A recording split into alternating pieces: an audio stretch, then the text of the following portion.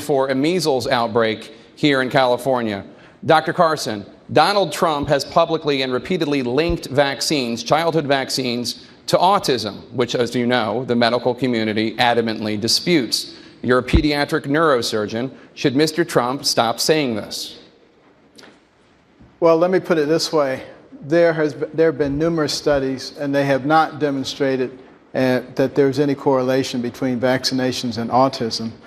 This was something that was spread widely 15 or 20 years ago, and it has not been adequately revealed to the public what's actually going on. Vaccines are very important, certain ones, the ones that would prevent death or crippling. There are others, or a multitude of vaccines, which probably don't fit in that category, and there should be some discretion in those cases.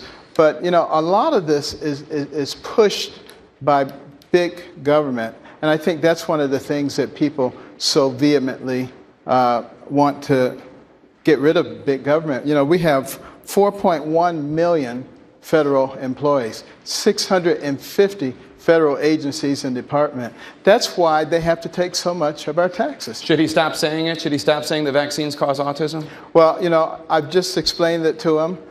He can read about it if he wants to. I think he's an intelligent man and will make the correct decision after getting the real facts. Mr. Trump, as president, I'd like to I'm respond. going right to you. I'd like to Mr. Trump, as president, you would be in charge of the Centers for Disease Control and the National Institutes of Health, both of which say you are wrong.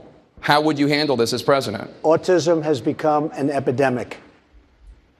25 years ago, 35 years ago, you look at the statistics, not even close. It has gotten totally out of control. I am totally in favor of vaccines, but I want smaller doses over a longer period of time. Because you take a baby in, and I've seen it, and I had my children taken care of over a long period of time, over a 2 or 3 year period of time, same exact amount. But you take this little beautiful baby and you pump, it looks just like it's meant for a horse, not for a child. And we've had so many instances, people that worked for me just the other day, 2 years old, 2.5 years old, a beautiful child, went to have the vaccine and came back and a week later got a tremendous fever, got very, very sick, now is autistic. I only say I'm in favor of vaccines. Do them over a longer period of time, same amount. Thank you.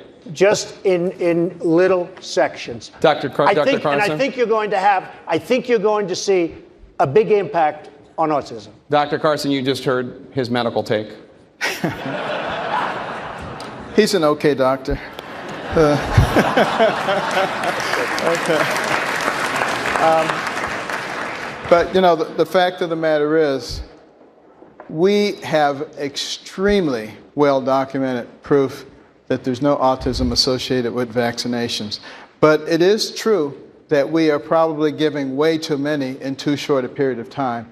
And a lot of pediatricians now recognize that, and I think are cutting down on the number and the proximity in which those are done. And I think that's all that's I'm saying, Jake. That's all I'm saying. Dr. Paul, I'd like to bring you in. A second opinion? One of the greatest medical discoveries of all time were the vaccines, particularly for smallpox. And if you want to read a story, it's called The Speckled Monster. It's an amazing story. It was all done voluntarily, but people came in by the droves. George Washington wouldn't let his wife visit until she got vaccinated. So I'm all for vaccines, but I'm also for freedom. I'm also a little concerned about how they're bunched up. My kids had all of their vaccines, and even if the science doesn't say bunching them up's a problem, I ought to have the right to spread my vaccines out a little bit at the very least. All right, thank you so much. Coming up, Jake.